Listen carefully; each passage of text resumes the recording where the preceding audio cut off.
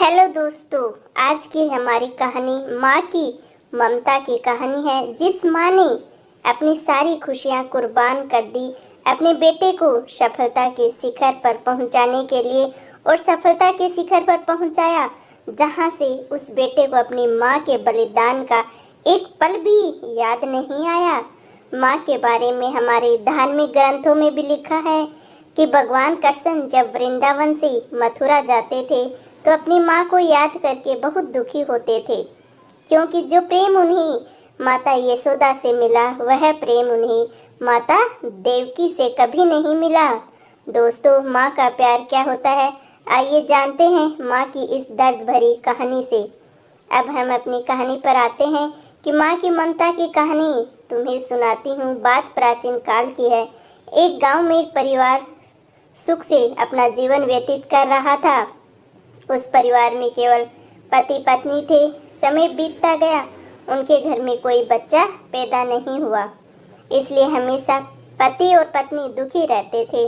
लेकिन कुछ समय बाद धीरे धीरे समय का चक्कर बदल गया। एक दिन उसकी माँ के पति को ऐसी बीमारी हो गई कि वह बिस्तर पर लेटने के बाद फिर से उठने की क्षमता खो बैठा। शायद उसे कैंसर था, इसलिए काफ़ी दुबला पतला एवं कमज़ोर भी हो गया था। अब वह माँ अपने पति को बीमारी से बचाने के लिए शहर शहर भागने लगी। हर तरफ से लाचारी हाथ मिलने पर वह मायूस होकर पति को घर ले आई। घर लाकर पति की हालत धीरे धीरे बिगड़ती गई। इस दौरान पति को पता चला कि उसकी पत्नी पेट से है, यानी उसकी पत्नी थी वो एक बच्चे की माँ बनने वाली थी। इसलिए जब उसने यह बात अपने पति को बताई तो पति ने कहा कि अब उसे मरने से पहले यह चिंता नहीं है कि उसके कोई संतान नहीं है। अब यदि मैं मर भी जाऊं तो यह बच्चा जन्म लेगा और आपके जीवन का सहारा बनेगा और आपके बुढ़ापे की छड़ी बन जाएगा। तुम अपना जीवन बच्चे के साथ व्यतीत करना। और यह सब कहकर पति ने अपने प्राण त्याग दिए कि मेरे यानी कि मैं मर रहा हूँ तो मुझे कोई चिंता नहीं है, क्योंकि हमारा बच्चा है वो तुम्हारी देखभाल करेगा। बस इसी बारे में सोचते हुए वह अपने प्राण त्याग देता है।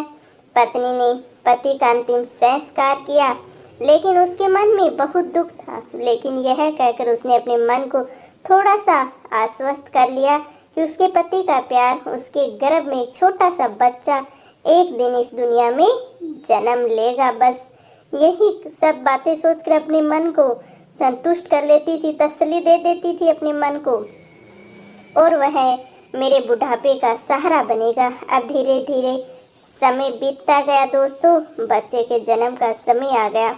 तब उस माँ ने एक पुत्र को जन्म दिया। माँ अब पूरी तरह से उन पर निर्भर थी, बच्चे का पालन पोषण करती रहती थी। धीरे धीरे अब उनका बेटा 5 साल का हो गया, इसलिए माँ ने अपने बेटे को एक स्कूल में पढ़ने के लिए भी भेज दिया था। माँ की ममता तो विलक्षण होती है, इसलिए माँ अपने बेटे से बहुत प्यार करती थी। अपने बच्चे का दर्द नहीं देख सकती थी माँ, इसलिए माँ उस बच्चे का दुख एवं दर्द स्वयं उठाती थी। अमीर लोगों के घरों में काम करके कुछ पैसे बचाती थी और वह बेटे की हर मांग पूरी करती थी। धीरे धीरे बेटा बड़ा हुआ और उसने उसे गांव के बाहर शहर में पढ़ने के लिए भेज दिया। बेटा भी मन लगाकर पढ़ाई करने लग गया था, क्योंकि हर माँ बाप चाहे खुद कितने भी परेशान हो लें, अपने बच्चों को अच्छी शिक्षा देना चाहते हैं। और एक दिन वह बड़ा अधिकारी बन गया।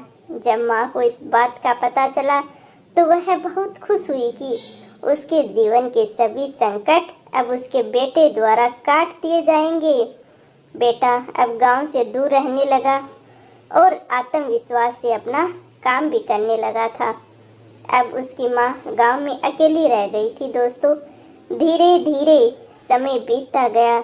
नौकरी को अधिक समय देने के कारण बेटे का अपनी माँ के प्रति लगाव भी कम होता गया और वह अपनी माँ को लगभग भूल ही चुका था। उसे वहाँ एक लड़की से प्यार हो गया। जब उसने लड़की को अपनी माँ के बारे में बताया तो लड़की ने कहा कि अगर वह यह सब अपनी माँ को बताएगा तो वह हमारी शादी के लिए तैयार नहीं होगी। इसलिए उसने बिना अपनी माँ को बताए हुए ही शादी भी कर ली दोस्तों। और लड़की ने अपने माता पिता से मिलकर शादी कर ली। अब वह बेटा अपनी पत्नी के प्यार में इतना फंस गया था कि वह अपनी माँ के सारे कष्ट भूल गया था, यानी अपनी माँ तक को भूल गया था। उसे भी बताना उसने शादी के बारे में ज़रूरी नहीं समझा। जब उसकी माँ को इस बात का पता चला तो उसे बहुत दुख हुआ, लेकिन वह यह सोचकर माँ ने अपने मन को समझा लेती है कि एक दिन उसका बेटा ज़रूर आएगा। समय बीत रहा था दोस्तों और माँ भी अब बुढ़ी हो रही थी। गांव के लोग भी उसे कहने लगे थे कि उसका बेटा अब कभी नहीं आएगा। लेकिन उस माँ के मन में एक उम्मीद थी कि एक दिन उसका बेटा जरूर आएगा। उधर बेटा पत्नी के प्यार में फंसकर माँ को पूरी तरह भूल चुका था। यहाँ धीरे धीरे माँ भी इतनी बुढ़ी हो गई थी कि माँ को चलने फिरने में भी परेशानी होने लगी थी। फिर एक दिन उसने गांव के लोगों को बुलाकर एक पत्र लिखा और उसे अपनी अलमारी में सुरक्षित स्थान पर रख दिया। गांव के लोगों से कहा कि जब उसका बेटा आए तो उसे यह पत्र देना। और बुढ़ी माँ एक दिन अपने बेटे की याद में गुजर गई थी। बेटा मिलने तक नहीं आया। इधर एक दिन इसी बात को लेकर उनके बेटे और उनकी पत्नी का झगड़ा हो गया और उसकी पत्नी ने उसे हमेशा के लिए छोड़ दिया।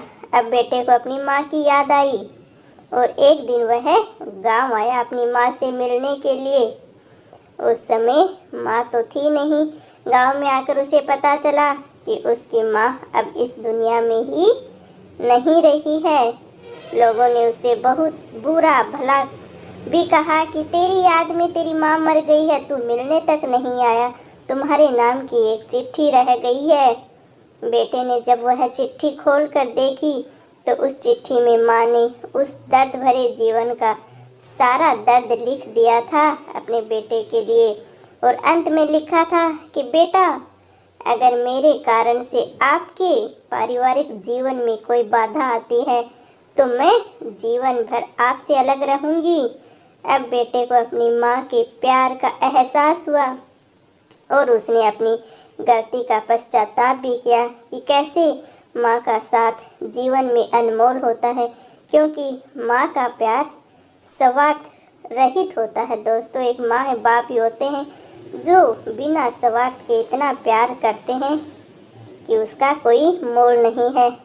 तो दोस्तों, इस कहानी से हमें यही शिक्षा मिलती है कि माँ की ममता के बराबर कुछ नहीं कहा जा सकता। माँ का प्यार तो निस्वार्थ प्यार होता है। बाकी सभी भाई बहन का प्यार भी स्वार्थ से अछूता नहीं है। माँ एवं पिता के अलावा दूसरे लोग किसी न किसी स्वार्थ से ही हमसे प्यार करते हैं। तो दोस्तों, हमें कमेंट करके बताइए कि आपको माँ की ममता की यह दर्द भरी कहानी कैसी लगी। यदि इस कहानी ने आपके दिल को छुआ हो तो कृपया इसे अपने दोस्तों के साथ ज़रूर शेयर करें। इस कहानी को पढ़ने के लिए बहुत बहुत धन्यवाद। आपका दिन मंगलमय हो, आप हमेशा खुश रहो और आगे बढ़ते रहो। माँ बाप को अपने बच्चों से और कुछ नहीं, बस थोड़ा सा प्यार चाहिए दोस्तों।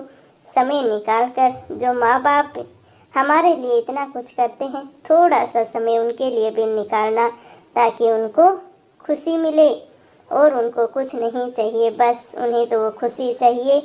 तो आप लोग भी हमेशा खुश रहिए, अपने जीवन में आगे बढ़ते रहिए। और हमारी कहानी अच्छी लगी हो तो कमेंट करके ज़रूर बताना। मिलते हैं आप लोगों से एक ऐसी कहानी के साथ। तब तक के लिए राम राम जी सभी को। Thank you ji.